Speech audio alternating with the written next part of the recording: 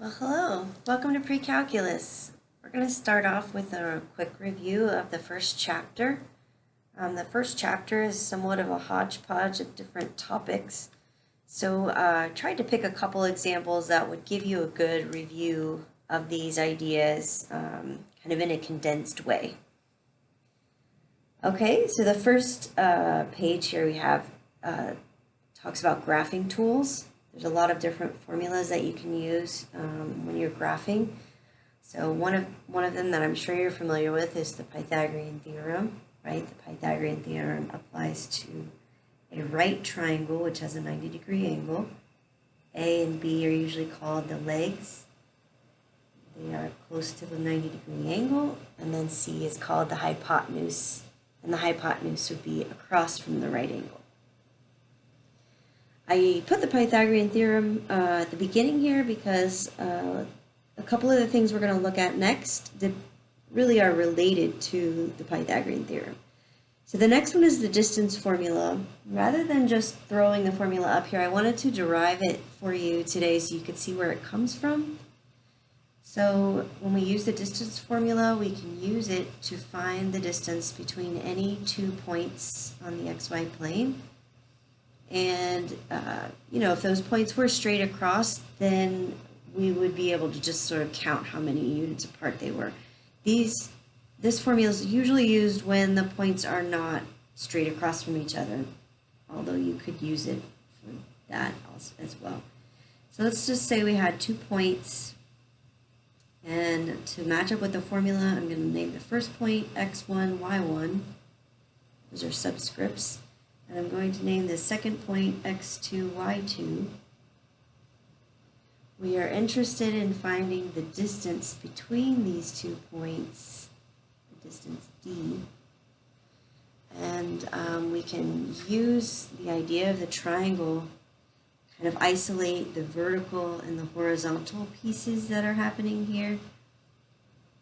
So if we took these 2 points and we kind of referred back horizontally and vertically, we could make a right triangle.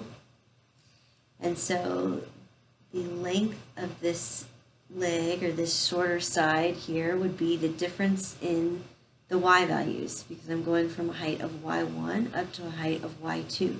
So I could subtract those two, y2 minus y1. And I could do the same thing here for the length of this side.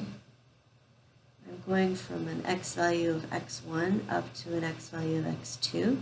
So to find the length, I could subtract x2 minus x1. The rest really is the Pythagorean theorem. So if we build this and put these two together, kind of using the x's here as the a and the y's here as the b, we'll have x2 minus x1 squared plus y2 minus y1 squared equals the distance squared, since the distance is the hypotenuse in this triangle. And if we don't want to have distance squared, we'd rather have just the distance. So if we take the square root of both sides, this is where the distance formula comes from. And I'm going to flip it around so that the d is on the left, so that it looks like the distance formula. So I'll have the square root of x2 minus x1 squared plus y2 minus y1 squared. Now technically, anytime you take a square root that's not already part of the equation, we should have a plus or minus here. But what we're calculating right now is a distance, and we know a distance is always positive, so we're taking the positive principal square root.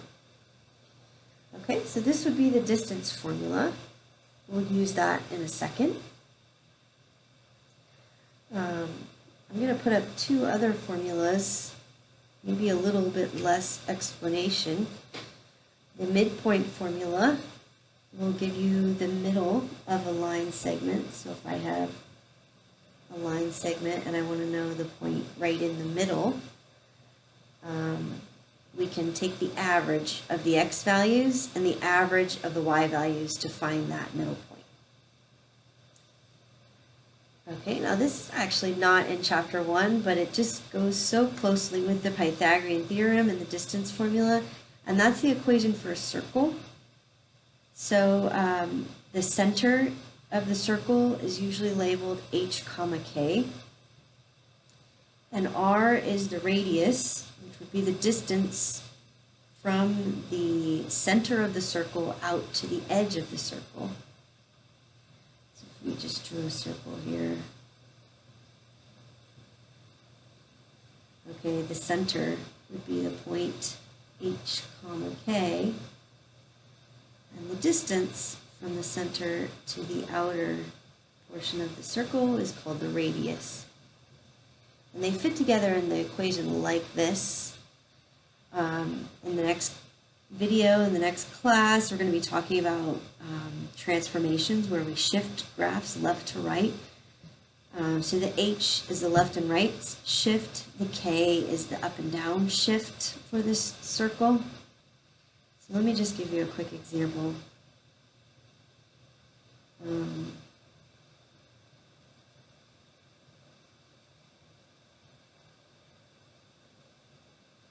Let's say that we had a circle that was shifted and the center was at the point 4, 2, and the radius was 2 units. So then sometimes it's easier to draw the circle if you draw the points north, south, east, and west. Okay, so this circle, which I will try to draw, would look something like this. Okay, the center is the point 4, 2, and the radius is 2 units. So if we wanted to integrate that into the equation for this circle would look like x minus 4 squared plus y minus 2 squared is equal to the radius squared, so 2 squared, we know that's 4. Okay, I chose an example that would sort of integrate all of these formulas together so you could see how they could play a part together. So let's try that.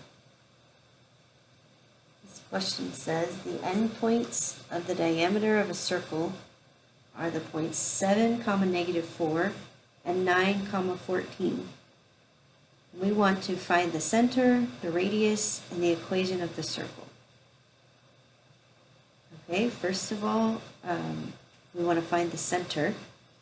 A diameter is a line segment that goes straight through the circle, directly through the center. Let's see, I guess technically we'd be going from this way to this one. Okay, so let's do that. So let's say this is the point 7, -4. And this is the point 9, 14. Okay, to find the center, these are each a radius, so they're equal, and the center would be the midpoint. So we want to use the midpoint formula. Let's see if I can put that on the screen.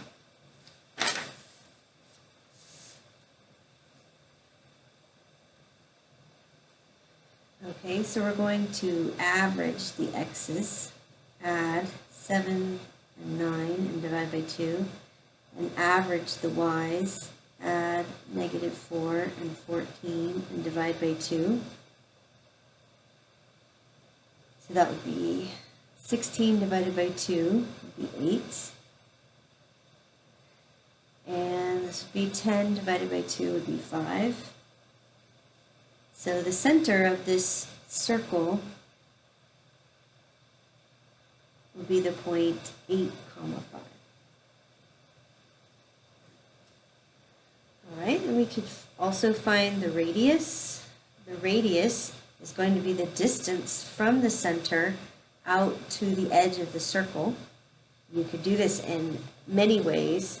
Okay, so I'll leave those options up to you. You could use the center and a point on the outside, or you could use the 2 points you're given here and divide it by 2, whatever your preference is. This time I'm going to find the distance between the center and 8, 5, and I'm going to use this point over here, 9, 14. Okay, so when I put these into the distance formula, this will be my x1, y1, my x2, y2. So the distance will be the square root of 9 minus 8 squared plus 14 minus 5 squared. And then I can work that out. So that's going to be the square root of 1 squared plus 9 squared. So that's the square root of 1 plus 81. That would be the square root of 82. Okay, and we can approximate that if you wanted to. We're going to put that into your calculator. It'd be 9 point something. Okay. All right. For now, we're just going to leave it as that. That's the most exact answer. Okay, so last, let's put in the equation of the circle. So let's take what we've just done.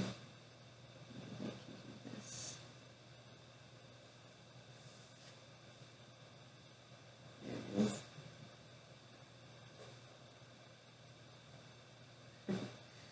Okay, so now we want to take, we have h, is 8, k is 5, and the radius is the square root of 82. We want to put all of that into the equation for the circle. At some point, we're going to do much more with circles, but I felt like this is such a good application of these two formulas that we'd go ahead and just throw an example in here. Okay, now we didn't worry about it being the square root of 82 because we're going to square it in the formula, so the square root squared, really the formula looks like x minus 8 squared plus y minus 5 squared equals 82.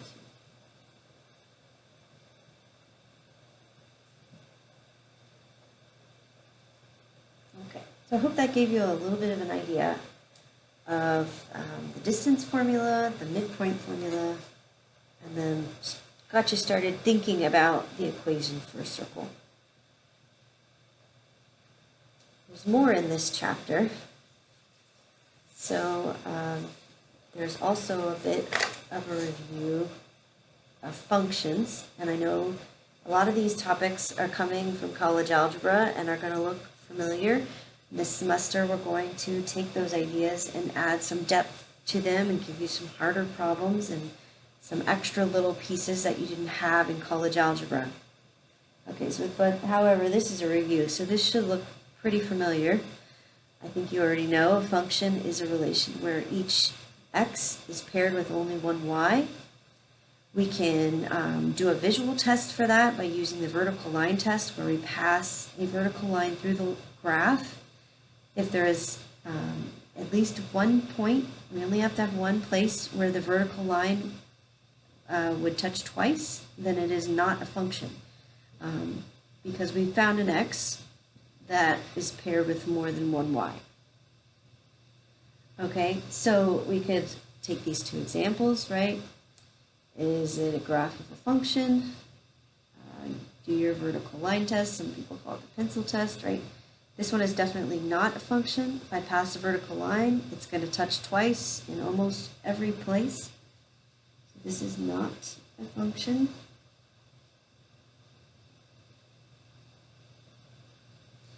Okay, then we have this parabola.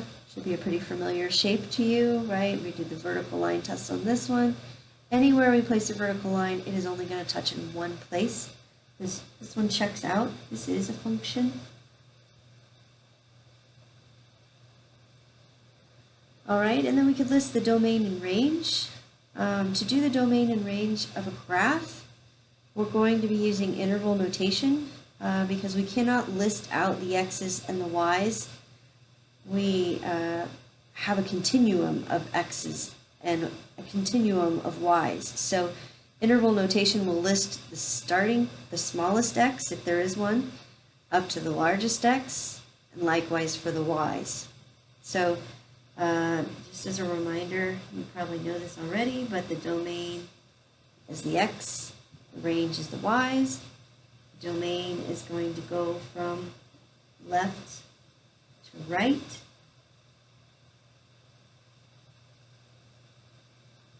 And the range is going to go from bottom to top.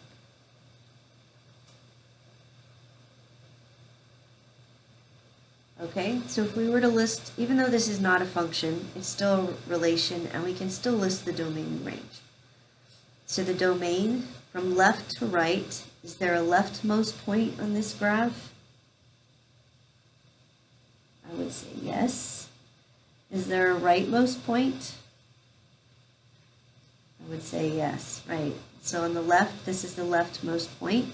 Right now we're talking about domain, which is x. So the x value of that point would be -3, and we have a point there. So we want to include that -3, and we use the square bracket to show that it's included. On the right side, we have a point at 3, 0, focusing on x's. So x, the largest x in this graph is a 3, and we have a point there, so we use the brackets. The range is the y values, and the y values range from bottom to top. So we have a lowest point on the graph would be this one. Now we're focusing on the y. This is the point 0, -3. So the lowest y value is -3. And the highest y value is +3.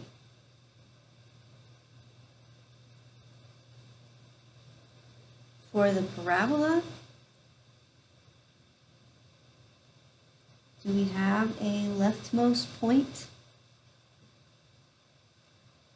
I would say no, because the left branch here continues all the way to the left. So it continues on to -infinity all the way.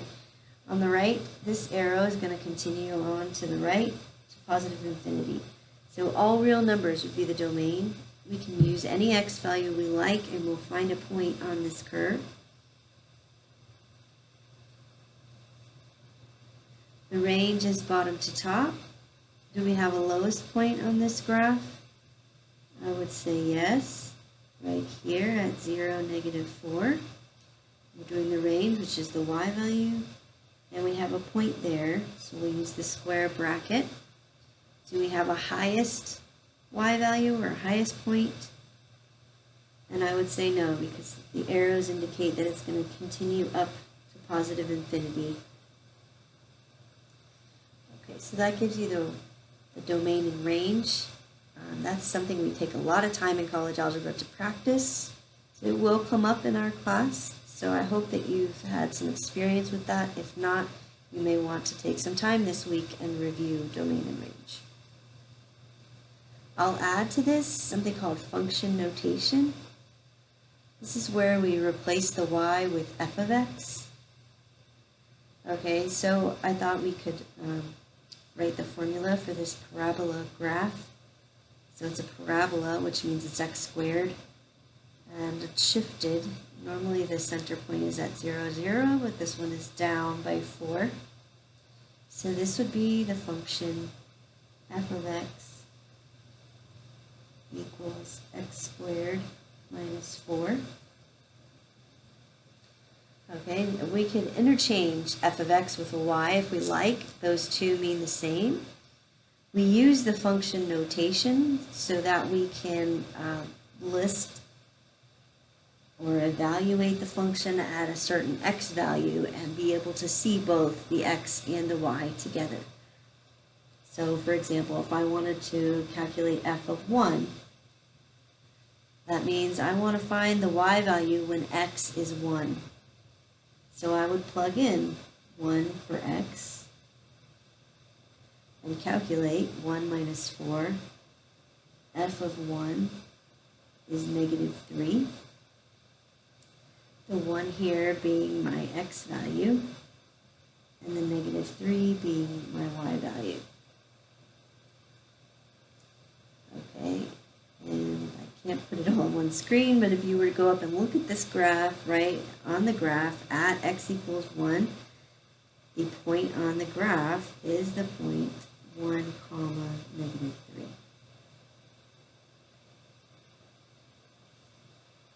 Okay, so I hope that gives you a little bit of a review of functions, domain and range, and interval notation. The last topic in Chapter 1 is just a review of linear functions. This is one of those categories, again, that we're not going to spend a lot of time on. If you've taken college algebra or even intermediate algebra, a lot of time is spent on the idea of slope, the type of equation that we can use for a line, parallel lines, perpendicular lines. All of those topics are discussed prior to our class. So hopefully you have a good grasp of them. They are going to come up in other places and you go on to take calculus, so it would be good to continue to remember how they work. Okay, so I have some of that basic information just recorded here, things that I'm pretty sure you already know. All right, so let's take a look at this graph and find the equation for the line. Two really convenient points. Okay, you need 2 points to find the equation for a line, or you need the 1 point and the slope. Two really nice points that we can easily identify here are the y-intercept.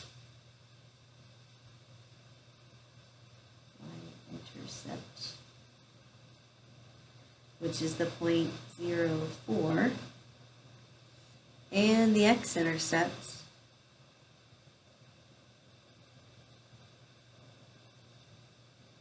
which is the point 2, 0. Okay, now those aren't always the most convenient points, but for this example they happen to be. Once we have 2 points, we are going to need the slope to be able to find the equation of our line. So you can use the slope formula to do that, or you can do the counting method, however you like. I'm going to use the y2 minus y1 over x2 minus x1. Oh, you know what? I missed a sign here. This would be a negative 2, I'm sorry.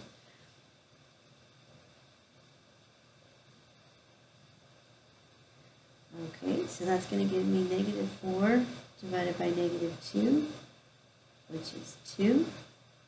The positive slope means that the y value is going up as the x value moves from left to right, and we see that in this line. Okay, now I have the m. This is a really nice example. We don't have to do a whole lot of work because we already have the y-intercept. So it would be very easy for us to use the mx plus b form here.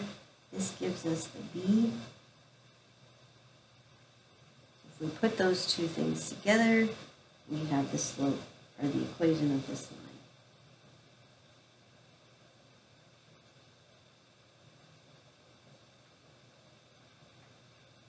Okay, if we did not have the b, we could use the slope and one of these 2 points or any other point on the line to solve for the b. Alright, now we want to find the equation of a line that's perpendicular to this line that passes through the point negative 2, 0. So for our original line, we've already identified that the slope is 2. Now for our perpendicular line, what is going to be our slope? Remember, for perpendicular, we want a slope that is the opposite reciprocal, which means if this is 2 over 1, we want to flip it over as a fraction and change the sign. So our new slope will be negative 1/2. Okay, and then you could use either y equals mx plus b or the point slope form to find the equation of the line. We have the slope and we have our 1 point. So whichever method you prefer. I'm going to use the mx plus b, I guess.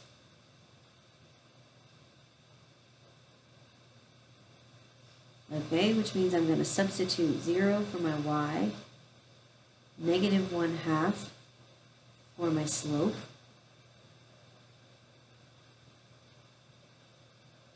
and I'm looking to find the value for b. I don't know what that is. So I'm going to calculate this. Oh, this is just 1. And I'm going to subtract the 1 over to get b by itself. If I put all that together, the equation for my line will be negative 1/2 x minus 1.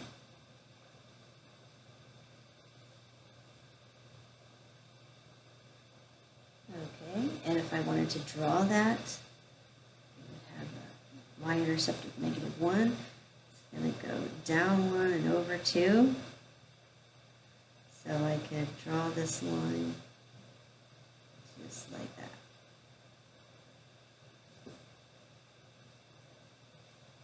Okay, well that concludes our review of Chapter 1.